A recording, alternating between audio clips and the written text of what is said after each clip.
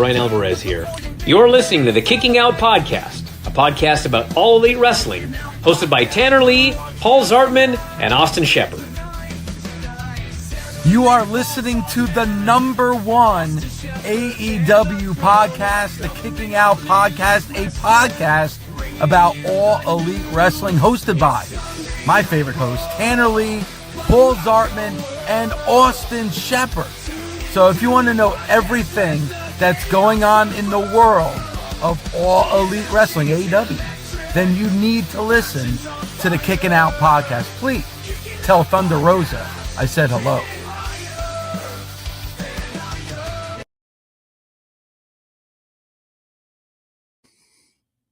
What's going on, KOP Nation? It is Sunday night. It's December 14th, 2025. Crazy. We're almost halfway done with the last month of the year 2025. But hey, time flies when you're having fun, is the old saying. And that's what we try to do here on KOP. And that's what I try to do.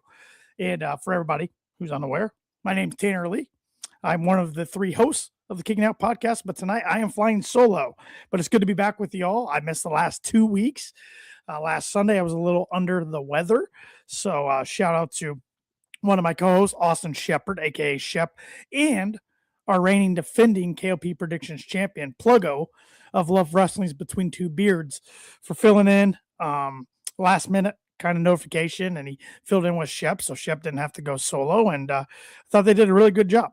And then 2 weeks ago, I got to be honest, my Broncos, as you can see, I'm wearing my Broncos jersey because they just defeated the Green Bay Packers to move their record to 12-2, 11-game win streak, and officially clinched a spot in the playoffs for the season. 2 weeks ago, they played the Commanders on Sunday Night Football, and I watched that instead of being on the pod when Shep and Paul were both on. So that's why I missed the last 2 weeks, but feeling better this week, thankfully. Even though I had to go solo, I wanted to get on here and catch up with you all that are loyal listeners and viewers of the pod and talk some AEW Dynamite and Collision. Winter is coming. The road to AEW Worlds End, which is coming up less than 2 weeks from now, 2 weeks from last night on December 27th from Chicago. That road's heating up. So got a lot to talk about. Got some news items to go over and whatever else you may want to talk about. So Majin, it's a solo show. Yeah, it is. Paul had to work and Shep came down with the flu. He was going to tough it out, but then decided he better not. So I said, no problem. I'll fly solo tonight. So Too Sweet Kyle, what's up, my friend? I met him at Dynamite. I haven't even talked to all of you guys since I went to Dynamite on December 3rd, but met him at Dynamite. He said, what's up, Tanner? Shout out to your Broncos. They took care of my pack today. Good game, my friend. It was might have turned out differently if Christian Watson and Micah Parsons don't get hurt. Way too many injuries in the NFL this year and today, especially. I mean, I'm a Chiefs hater as a Broncos fan, but I hated seeing Mahomes go down with an ACL injury, and saw Devontae Adams had a hamstring injury for the Rams. So it's way too many injuries going on in the league, especially today. So never like to see people go down with injuries. But hopefully Watson and Parsons are okay. But I don't know, especially Parsons. He grabbed his knee pretty quickly, and his body language wasn't looking too good. But hopefully you guys can beat the Bears next week. I got a lot of friends that are Bear fans, so they'll be chirping. And I had a lot of them in my text messages today saying, I've never rooted harder for your Broncos. So kind of comical there. But yeah. And like Kyle said, Dynamite was a blast. December 3rd, Fisher's Event Center, second time they've held Dynamite there.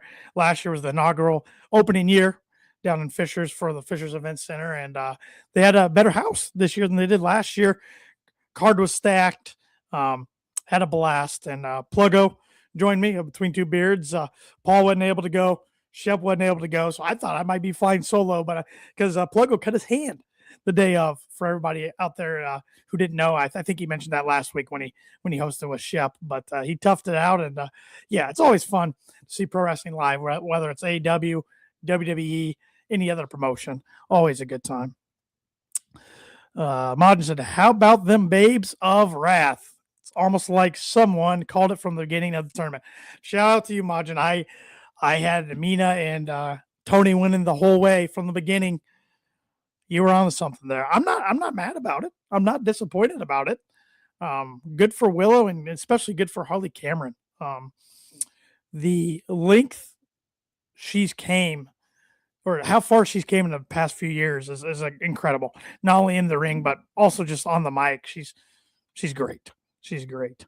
So Kyle said he had babes as of wrath as well. So okay, maybe I was just off, and just like my predictions last month for Full Gear, it was what did I predict, guys? 3 out of 9 matches right on that card. So yeah, not good. Majin mentioned that's Harley's first title of her career. She definitely earned it. Absolutely earned it. So I had no problem with them winning that, and I thought it was a hell of a way to kick off Dynamite Wednesday night. So I mean, I knew with Eddie facing Joe for the world title, that was going to main event. I wasn't sure if they'd open with the women's tag team titles or not, and then they did that. And yeah, I'm all for it. I'm excited to see who's going to step up and challenge them next. So we'll see where they go. Too Sweet Kyle says Harley Cameron evolution in AEW has been fun to watch. Absolutely has. I mean, I wasn't so sure about her at first when she was with Soraya and a few other ladies. She kind of was getting lost in the mix, but she's found what works for her and more, and crowd's all behind her. I mean, she's one of the top baby faces on the women's side in the company. So it's awesome to see her holding gold, and Willow as well. I mean, I know Willow's been a TBS champion, but I think this tag team title run could do big things for her, and we could see her right back in the mix for maybe trying to dethrone Mercedes from the TBS championship, or maybe she goes after the big gold on the women's side. So, so you see, she was fighting back the tears when they went. Absolutely, you could see that.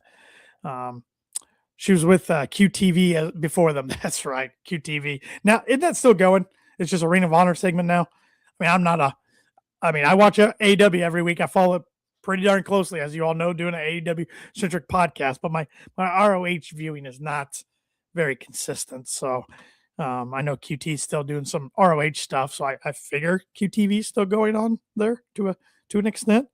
I know he's a babyface now because he paired up with Big AJ at Full Gear for the 0 hour. But yeah, so yeah, fun. I mean, it's been a fun week around the wrestling world. Yeah, Kyle, it would be great if ROH was free. I would tune in a lot more.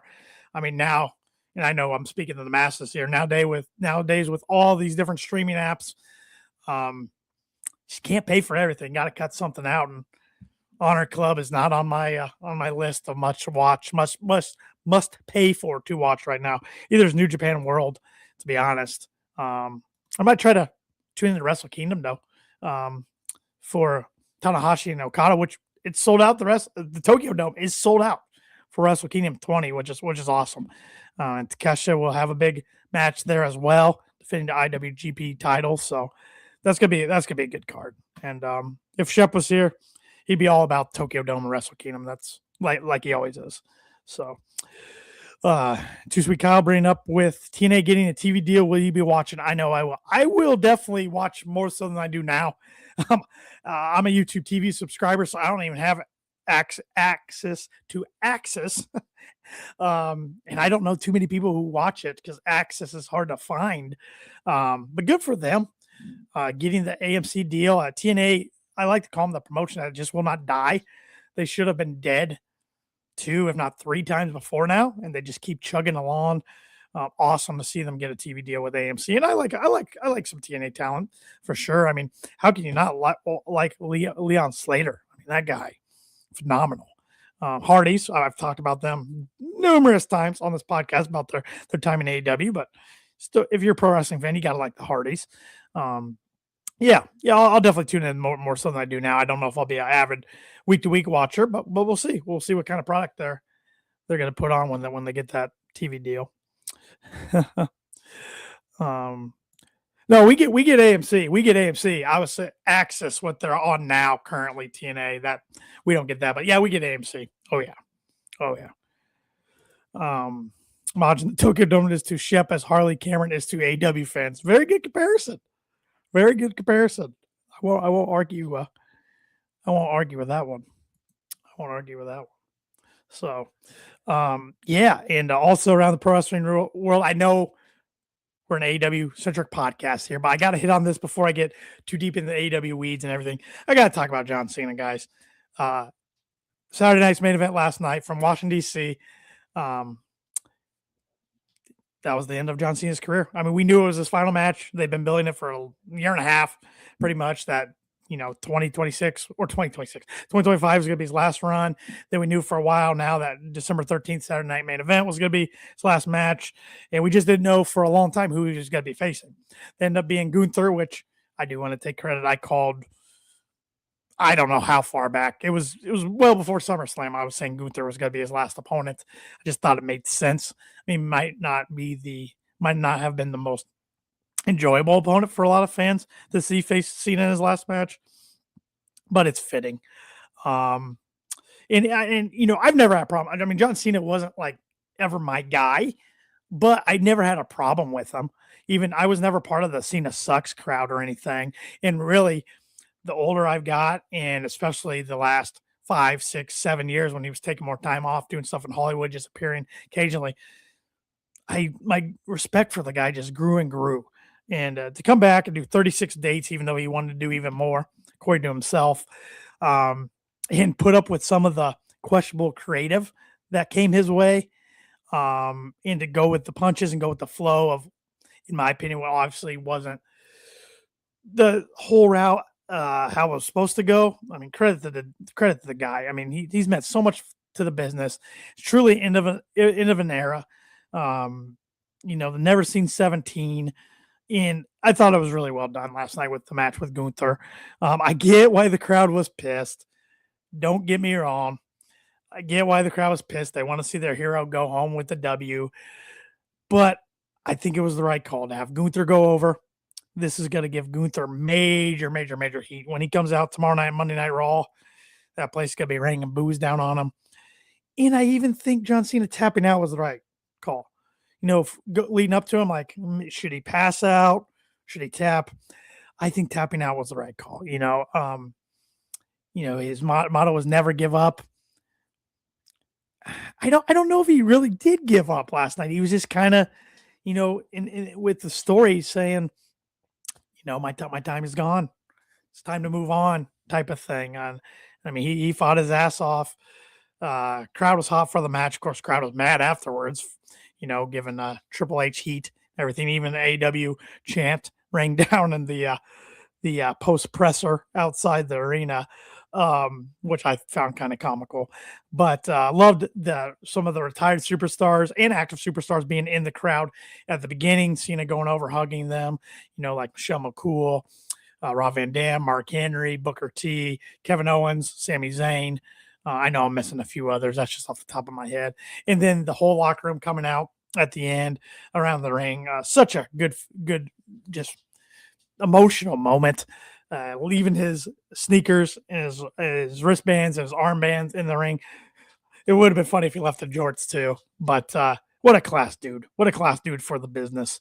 And he's going to be missed. He's going to be missed. But you know what? What's so awesome is he got to retire on his own terms. So many pro wrestlers actually don't know when their last match is. He got to walk out on his own terms. So awesome stuff. Getting caught up with some comments. Mod said, I love the fans trashing on what happened. It was the only way it was going to go. Too Sweet Kyle, I know, big John Cena fan. Right decision. And he said, I love that finish. I'm a Cena guy. He's my favorite of all time. The man who never gave up finally accepted his fate. He says, ball tap out was the way to go. Yeah, I mean, you're trying to build up Gunther, and now he's kind of got a fun little part of his character. I mean, he retired Goldberg. Now he's retired Cena.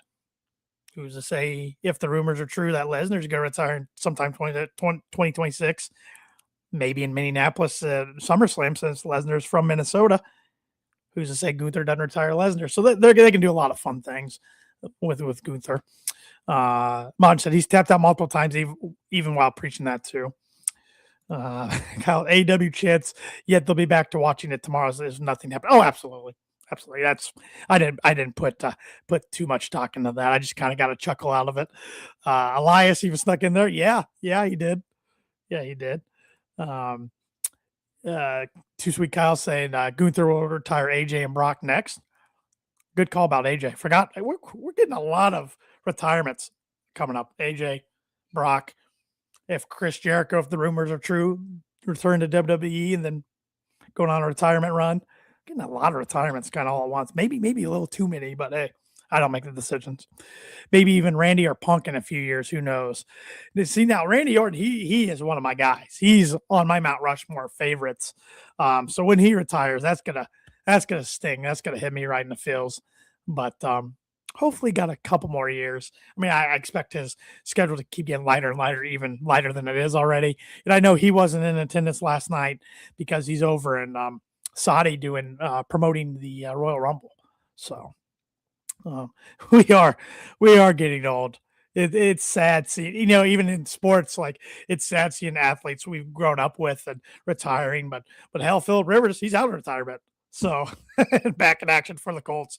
Didn't look the greatest today by any means, but what do you expect after you're 44 years old now and taking 5 years off and trying to play quarterback in the NFL? I can't be too easy. But yeah, and I know a lot of wrestlers, will retire and come back. See, I mean, if there's one pro wrestler I think we can take his word, it's John Cena.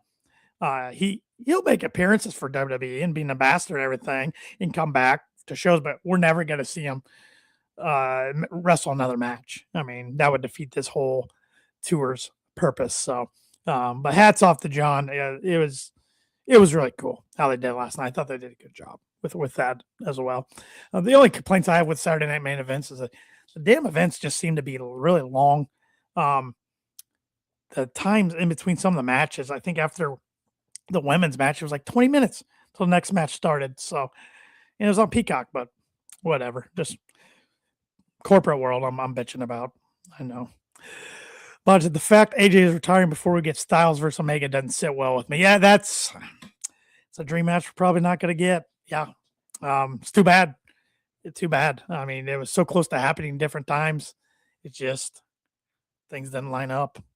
So, Kyle, I have to say goodbye to Rogers this year and Cena. Pain. Yeah. I hear you. Hey, Kyle, I think you're just used to that AEW pace. You're probably right. Which Tony can go a little overboard with the pace sometimes. Match. Not a lot of filler in between, but you're probably right. I shouldn't complain too much. I mean, Peacock's a lot cheaper than a AEW pay-per-view is, whether you have Max or not, and getting that deal or not. But it was a big week for wrestling fans all over the world, and it was cool too to see so many sports teams and different organizations and stuff shouting out Cena yesterday and different types of ways throughout the day. So, and the dude's been wrestling for the last 20 plus years. I mean, he's been a face of the industry. So, yeah, it's well done, John. Well done, John. So let's talk about some AEW news real quick after I read this from Majin. One gives you what you want. The other gives you multiple long, drawn-out promo segments and very little matches. Hey, to each their own. Watch what you like. Don't watch what you don't like. That's what I'm going to keep preaching. There's so much wrestling to consume out there. Watch what you want. And if you don't like it, don't watch it. So AEW is just what sits better with me. But there's some stuff in WWE I like. There's a lot I don't like, but hey, to each their own. One guy I think pretty much every wrestling fan can get on board with at some period in their life, Sting. Sting came out reflecting on his AEW retirement run and saying that AEW felt like home to him.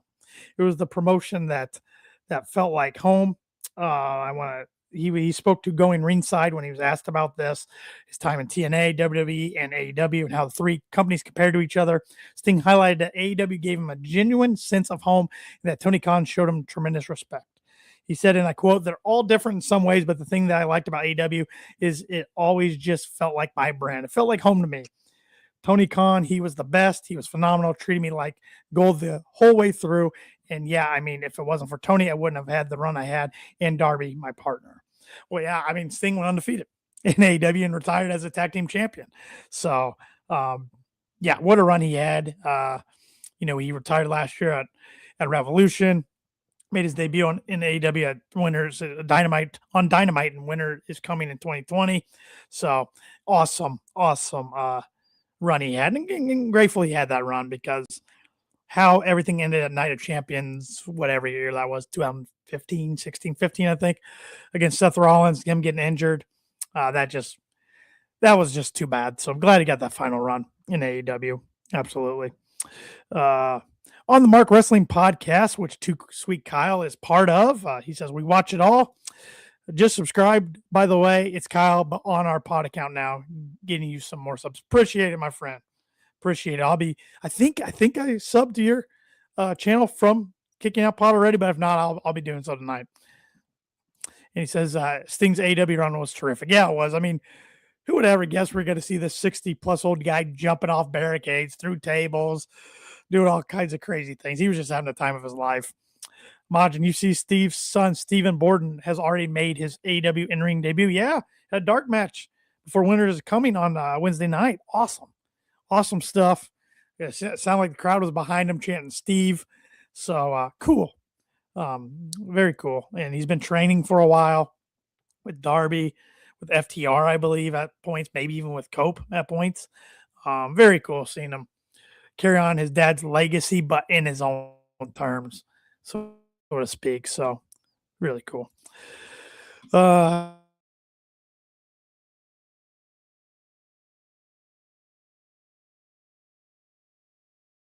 Popping up for me.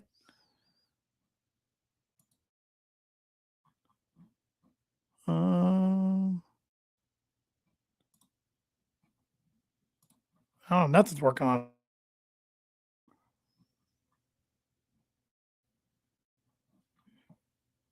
Okay, there we go. StreamYard was glitching on me. Yeah, we're back now. Okay. Mon said it's insane. He's a spitting image of his dad. He really is. So very cool though.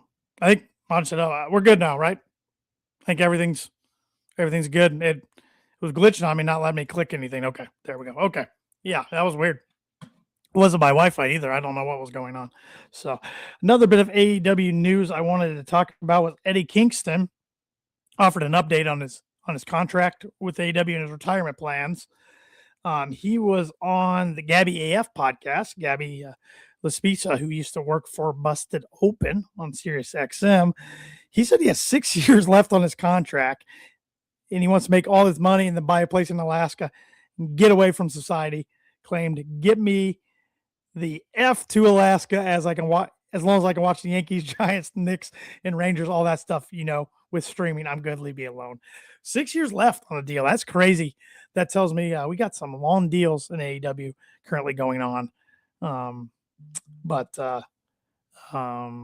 a fight Eddie put up against Joe. I don't think any of us thought he was going to win Wednesday night in his title match, but gave up a good fight until he had eventually tap out to Samoa Joe. But good stuff.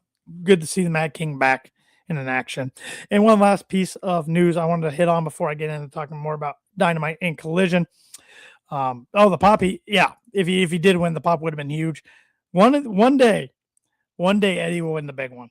Especially if he has 6 years left on his contract, gotta think. Tony loves that. You gotta think he'll give him the big world title eventually sometime, but I don't think it's any time too soon. New Japan, I kind of hit on this earlier. They reached a ticket sales milestone for Wrestle Kingdom 20, headlined by Tanahashi's last match against Okada. You also have Takeshita defending the IWGP World Heavyweight Championship in a winner-take-all match. Let's see how many seats they've sold.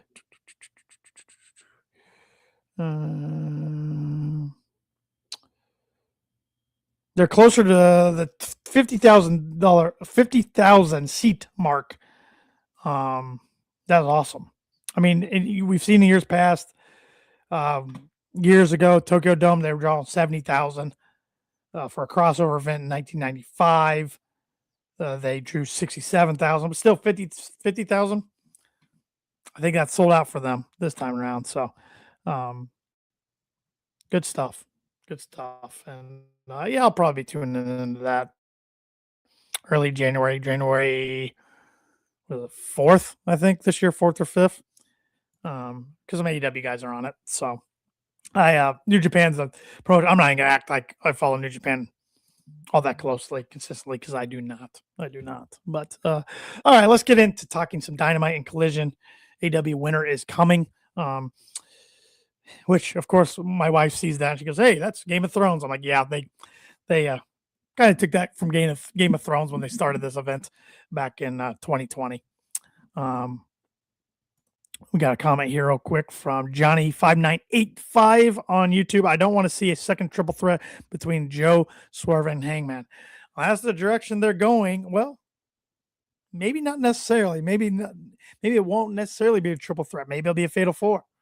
Maybe we see another person added. Maybe that person is better than us and we're supposed to know it.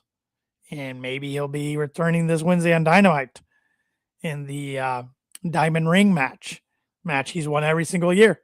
I'm just throwing it out there as a possibility. He does have a contract also to go after the world title, even though with Dynamite Ring you get a world title shot. We'll see. But as of right now, we are getting that triple threat. Hangman, Joe, Swerve. They did it at Revolution. What was that? Revolution last year, 2024. But we'll see. We'll see. I don't want to show my cards yet. We're going to do our AEW Worlds End prediction show. I believe we're going to try to do it Friday, December 26th. So the night after Christmas, the night before World's End on the 27th. I believe that's what we're penciling in for now. So we'll see. Imagine winter is coming, starts me, and now my watch begins.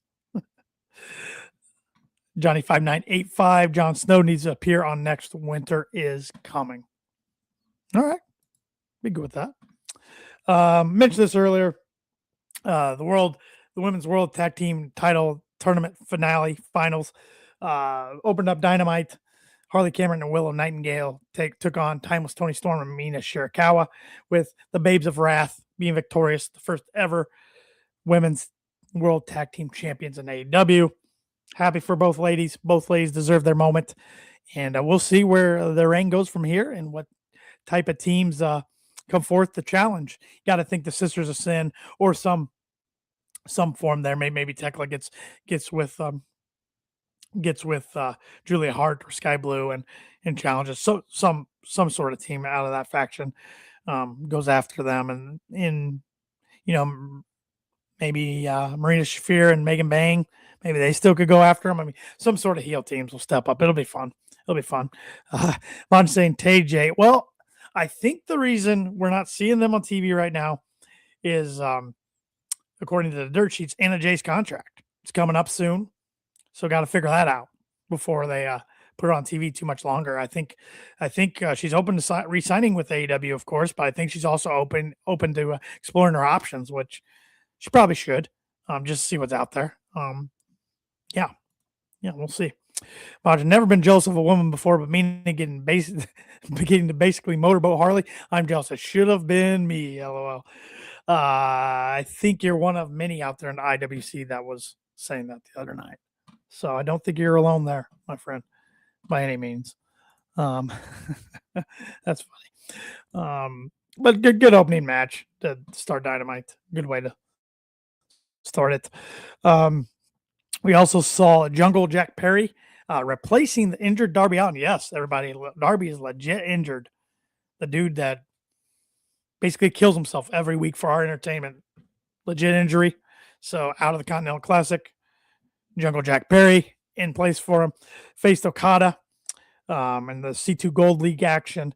And Jack put up a good fight. I honestly thought it was it was up there with Jack Perry's best singles match, in my opinion, in AEW. He's had some really good tag matches. He's had some good singles matches too, but I think this was his first singles match in 13 months or something. So in AEW at least. So I thought it was really well done. Some fun spots in this one. Of course, Okada got the win with hitting the Rainmaker to earn 3 more points. Don Callis tried to get Perry to join the Callis family, but Jack fought the whole Callis family. Then the Bucks came down and Luchasaurus. And then this led to the Bucks accepting a challenge from Callis. And the Bucks got to reunite with Kenny to take on 3 Don Callis family members for $1 million at the AEW Holiday Bash Dynamite coming up in Manchester on Wednesday. And I believe that's a 3-hour show, I believe, if I'm not mistaken. So I know ticket sales have been really good for the Manchester show. So AEW's got a good following over there in the UK. So it should be pretty fun. Mark Briscoe had heated words with Daniel Garcia, Wheeler Yuta. Then we saw Briscoe and Briscoe and Garcia, go at it for the TNT title last night on Collision, in which Briscoe was successful in defending. I mean, come on, we knew he wasn't going to lose the TNT title this quick. Good match though. Hangman and Swerve were against Powerhouse Hobbs and Shibata, and a chaotic tornado tag match. That was a lot of fun. Swerve and Hangman got the win there. What do you all think about Swerve's new theme? At first, I was questioning when he came back at Full Gear. I was questioning why he changed the theme, even though it is him and a few other guys rapping this one. He felt like it was time, and with the evolution of his character, this theme fits his character better. And I think I think it's actually a really good theme. I think it goes pretty hard. It's just gonna take time for the crowd to get used to it. And if you follow Prince Nana on Instagram, he was showing everybody how to do the new dance, which he is going to have a swerve part of the dance in the song. But first, it's kind of just shaking with their arm out there. So I think once everybody gets used to it and the cadence and everything, I think it'll be good. I think it'll be good. Yeah, like Mod says, it's going to take some time getting used to, but he kind of likes it. Yeah. Mod said, "Hey, Tony, I noticed you're going overseas and all throughout America. Where's our Canadian shows? You have tons of fans in the market you either still haven't touched yet or barely touched yet." Yeah, they haven't ran too many Canadian shows this year. Usually they run a bunch more. Last year they ran like a ton in a month period. So got to think Canada's going to get their due soon. I know Australia is getting theirs with Grand Slam in February. I think it's the Valentine's Day weekend, 14th and 15th, I believe they're running shows in Australia. So you got to think Canada's going to get there sooner than later. You guys did get all out, though, Majin, this year. So you did get a big show. But I know what you're saying. I mean, Canada's huge continent. So I get what you're saying there. Yes, I really want to talk about this match in the Continental Classic. Kyle Fletcher, Speedball Mike Bailey, Gold League action. Talk about a late entry for match of the year, at least for me. My goodness, I haven't stopped talking about this match since it happened Wednesday night. I mean, Speedball won in an upset over Fletcher, but man, the action these two put on were awesome. So many false finishes and close calls. So many good spots. I mean, Kyle Fletcher is that dude. He is the future of the company. I've said it over and over again. I'm a mark for the Protostar. My fandom of the guy keeps growing and growing. But I've enjoyed Speedball's work since he became All Elite as well. I think he's real fun. I like the fact that the dude wrestles barefooted. I think that's awesome. I think he and Kevin Knight, the members of their team of Jet Speed, going against each other one-on-one. That match is going to slap coming up next week. This Continental Classic's fun. It's fun. You get a lot of unexpected results. You get great matches. That's what I love about it. My gripe, and I haven't been on the last 2 weeks, so I haven't got to bitch about this too much, or I have out offline, but not to all you guys. My gripe with this Continental Classic is the whole title stipulation.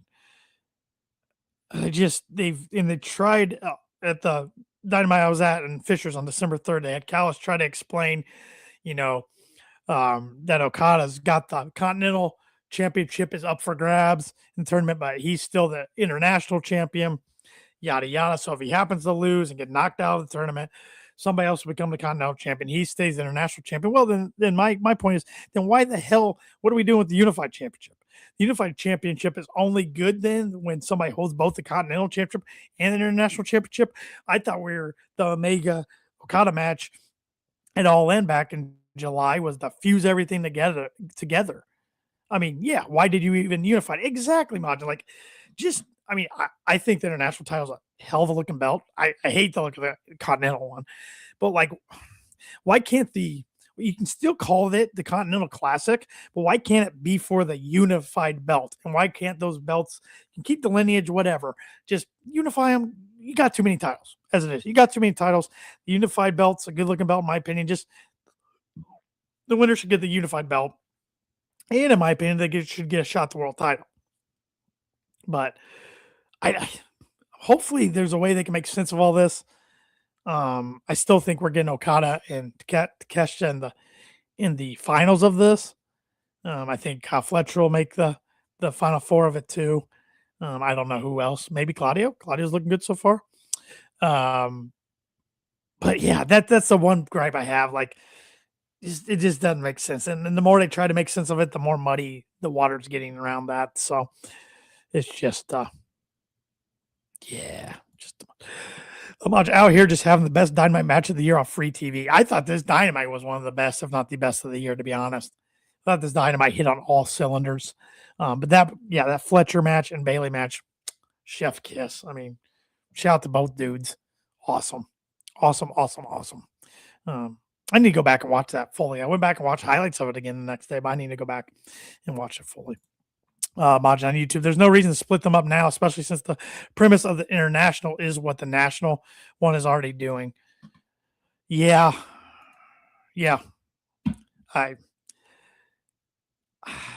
I like titles. I like designs of titles, but I think AEW's got too many titles, especially when you consider ROH. I just think there's way too many titles, and I get it. The more title holders you have, the more they'll get on TV and whatnot. But I just think they need to get rid of some titles or unify some titles. Like, just keep the unified title. Like, on shopaew.com, they're selling the unified championship. They're not selling the Continental or the international, but they're selling the replica of the unified championship. I mean, okay, if you're going to push that online on your shop, but yeah, I could go down this rabbit hole for a long time, everybody, but I'm not going to. I like titles. Do you like turtles too, Tanner? I got no problem with turtles. What a classic YouTube video. I mean, that video was it's like 15 years old, 17 years old now. Still a classic to go back and watch. But yeah, I like turtles. Who doesn't like turtles? If somebody doesn't like turtles, they got something wrong with them. The main event, I already hit on this a little bit earlier, but Samoa Joe defended his world championship against Eddie Kingston. Eddie put up a hell of a fight, but eventually tapped out to Joe with a coquina clutch. Jeez, I'm looking at the spelling. I know how it's pronounced in my head, and that came out bad. Coquina clutch. There we go. Submission to retain the title. So, will Joe lose it at World's End? Is the big question. I can't show my chips yet. I got to save it for AEW Worlds End prediction show. Got to get that title from Plug Up back on KOP. We got to stop doing open invitations till we're confident enough we can keep the title in house. Good one about it. Damn words 1, Tanner 0. Yeah, took longer than I thought it would tonight with a solo show, and I got to take a sip here out of my new Kicking Out podcast mug that I got at kickingOutshop.com. I had to cleanse the palate a little bit. Talking a lot tonight, especially for a guy who had no voice this time a week ago. Yeah. All right, good call there, Majin. Master Shredder doesn't like turtles, or teenage ones anyway. Good Teenage Mutant Ninja Turtle call there. I like that. Yeah, I could have wore. Okay. So, backstory about this mug. I've been wanting to get myself a mug for a while, just to drink on this podcast I have up here, and so I ordered a KOP shirt as well. I was in need of one. Wanted to get it before I went to Dynamite on December 3rd. Ordered it like 2 weeks before. Yeah, it showed up this past Monday, so the Monday after the Dynamite I went through, of course. So couldn't even wear it at the event. So, but I did end up adding to my collection of AEW shirts. I got another Swerve's House shirt. Wasn't the shirt I wanted, to be honest, but I waited long enough in line that I felt like I had to get something when I got up there. That's my biggest gripe about attending AEW events live, and I've never attended a pay-per-view. Maybe it's different at pay-per-views, but their selection of merch isn't very expansive at shows, and they only, at least at the Fisher's Event Center, only had one merch set up. It's not in a very good place with the traffic flow. But I did get a Swerve shirt. The shirt I really wanted, I was hoping they would have a Kyle Fletcher shirt.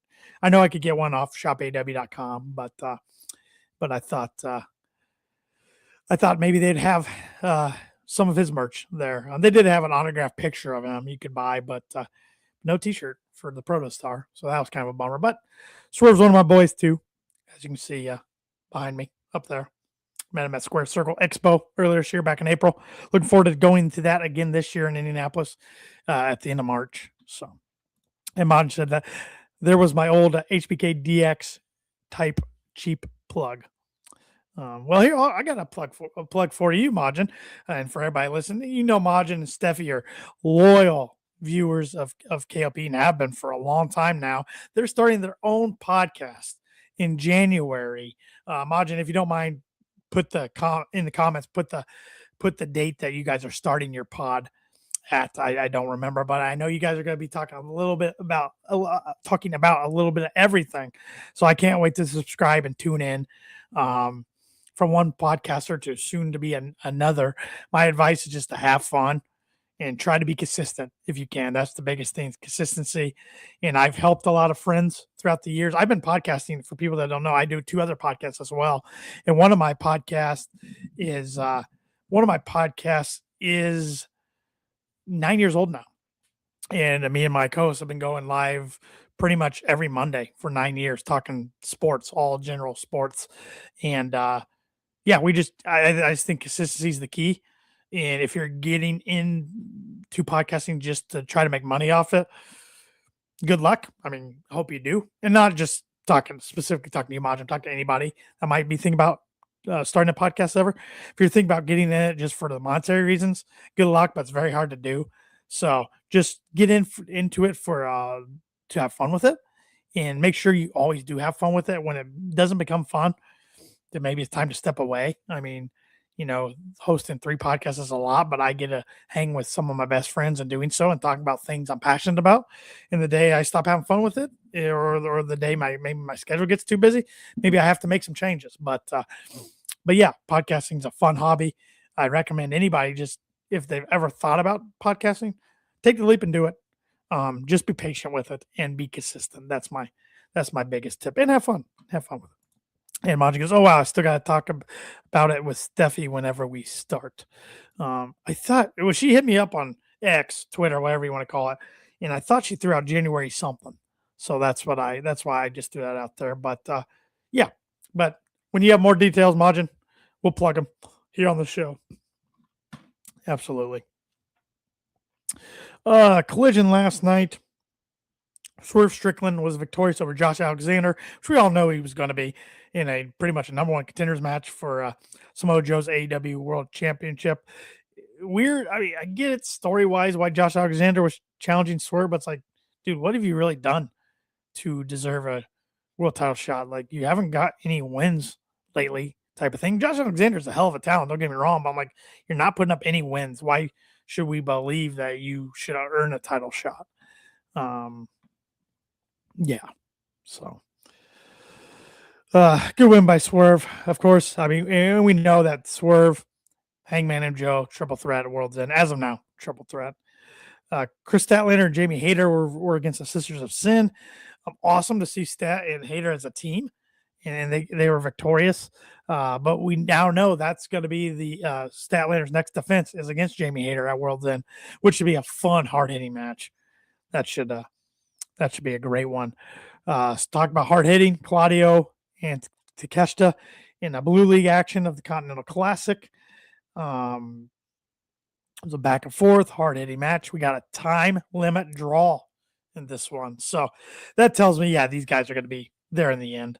Both at least in the semifinals, if not the finals, which I think Takeshita will be taking on Okada in the finals. If I'm gonna keep throwing that out there till it doesn't happen. But I mean, the fact that we saw Claudio beat Mox in Dynamite 2 weeks ago in Fishers, I mean, I think that was pretty telling. But then Claudio did lose to Dorada on Collision, which was, once again, to my point of Kevin Knight being Darby, Speedball beating Fletcher. Upsets happen in the Continental Classic, and that's part of the fun. So you're right, Majin. JR's words, Staten Hater is going to be a downright slobber knocker. Now I'm all here for it. I'm all here for it. The Babes of Wrath took to the mic, and they threw out a challenge to anybody in the locker room. Tony Storm, Mina Shirakawa, the Timeless Love Bombs come out. They exchanged respectful pleasantries, and then Mercedes Moné's music hit, TBS champion, who's down a belt now since the last time I joined all you guys. She's down to 12 belts, not 13. She came out and was parading her accolades. It's one of the best women's wrestlers of all time. CEO of the ring. Shirakawa cut her off, told her to shut up. And yeah, so on Wednesday, what match are we getting there? We're getting Timeless Love Bombs and Babes of Wrath versus Mercedes and 3 other women. I believe it's Athena. Correct me if I'm wrong. Without me looking up, I believe it's Athena, Marina Shafir, and Megan Bain. I know Athena's in the match, which will be interesting. Keep an eye on that. Still think that's your next TBS champions, Athena. Keep your eye there. Kevin Knight versus Speedball Mike Bailey. That was last night earlier in the show. I was talking about how it's going to be this upcoming week. I got to say, I didn't watch all of Collision last night. I actually had my company Christmas party last night, so I was busy there. And I know Collision was on earlier in the day than normal, being over in England. But Speedball picked up the win last night. So what a week for Speedball, beating Kyle Fletcher and his tag team partner and Kevin Knight. So good to see Speedball starting to get a rub there.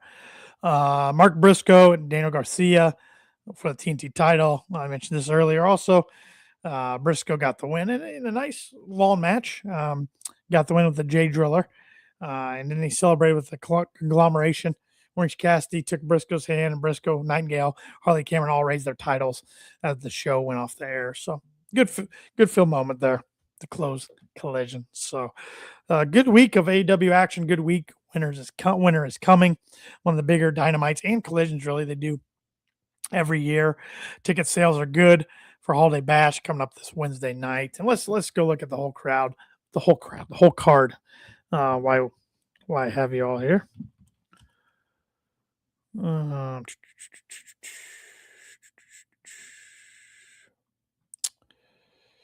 we go. The lineup for AEW Dynamite Holiday Bash on the 17th. We got the $1 million trios match, the Elite, Kenny Omega, and the Bucks, Matt and Nick Jackson versus Okada, Takeshita, and Hechicero of the Don Callis family. So there's got to be more tension there between Okada and Takeshita, and I'm all here for it. We got Dynamite Diamond Battle Royale. We got Ricochet, Max Caster, Anthony Bowens, Brody King, Shelton Benjamin in it so far. I'm telling you, I think MJF's return's happening. I thought maybe they were going to wait till World's End after he didn't return at full gear, but being the Dynamite Diamond Reign, the dude's had it every year. We're going to have AEW Tag Team Championships on the line. FTR, Dax Harwood, and Cash Wheeler defending against the Bang Bang Gang, Juice Robinson, and Austin Gunn.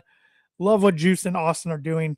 Love the Bang Bang Gang, but I don't see Dax and Cash losing these titles yet. I think they're going to eventually lose them to Christian and Copeland.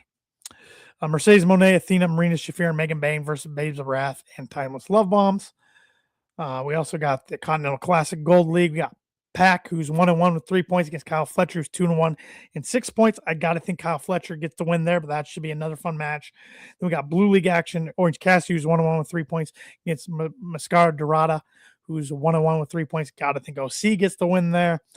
And Blue League action. This one's really interesting. John Moxley, who's 1-2 with 3 points versus Roderick Strong, who's 0-2 and 0 points. I'm going to go with the upset, and Roderick Strong gets the win over Mox here. Yeah. Usually there's somebody who goes over or only wins one match. I think, Daniel Garcia, I think it was last year, if not the year before in the Continental Classic. Maybe it was the year before. He was over and then finally beat Brody King. And the more he lost, the more the crowd was getting behind him, sort of thing. But, there's still that Moxley, Kyle O'Reilly connection, even though Kyle O'Reilly's hadn't been in action in the Continental Classic. But Roderick Strong, Kyle O'Reilly are buddies. So, yeah, something just tells me that Roddy's got to pick up a big win for himself. And Majin, as far as FTR says, they're definitely losing to the CNC Wrestling Factory. I hope so. I want to see him get one more run.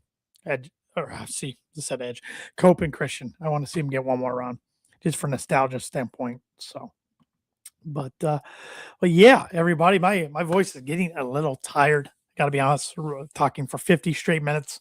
So I think this is a good stopping point for me this week, but I appreciate everybody who tuned in this week on YouTube.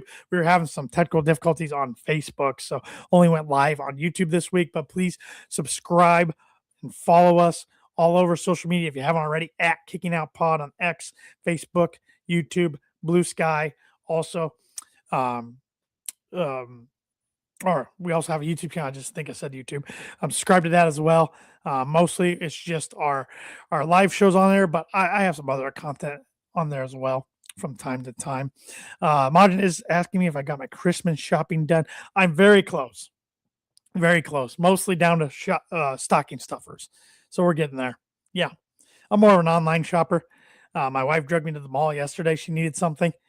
And going to the mall, especially on a Saturday, holiday season, just makes me cringe.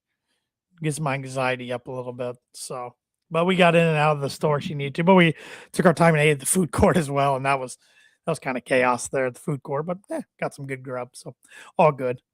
But yeah, like, subscribe, follow us at Kicking Out Pod. Make sure you're subscribed to our YouTube channel and hit that notification bell so you know when we are going live every week, which is usually at 8:30 p.m. Eastern Standard Time on Sundays, but sometimes our schedules vary, so we got to switch things up. You can follow me on X and on Instagram at TannerLee92. You can follow Austin Shepard at TheShep27, and you can follow Paul Zartman at PaulZartman87. I'm hoping all three of us can be together next Sunday, because what I'm wanting to do next Sunday is our 2026 prediction show. So I'm wanting to do like we have the last few years, make our title predictions of who's going to be the title holders at the end of 2026. So that's right. We do our predictions a whole year in advance.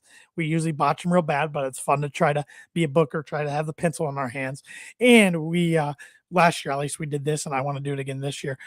3 bold predictions for AEW. And one of my bold predictions last year I made in 2020 at the end of 2024 was that 2025 was going to be Chris Jericho's last year in AEW. And it looks like I'm going to hit the nail on the head in that one. So I'm not sure I'm happy about that or not, but it looks like I'm going to be right on that one. So make sure you follow us on all the social media platforms, like I've said 3 times. Also, make sure you're liking or following us on your favorite audio podcast platform. If that's Apple Podcasts or Spotify, please give us that 5-star rating and review. Really helps us out. That's an easy, free way to support our show. Really, really helps us out. Can't stress that enough. But if you do want to support our show and spend some money doing so, you can do so by getting some KOP merch on kickingoutshop.com.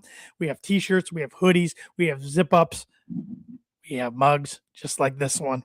And we also have t-shirts available on Pro Wrestling Tees. All the designs except one on Pro Wrestling Tees are only available on our Pro Wrestling Tees store. There's one design that you can get on both Kicking Out Shop and Pro Wrestling Tees, but all the rest on Pro Wrestling Tees, you can only get on Pro Wrestling Tees.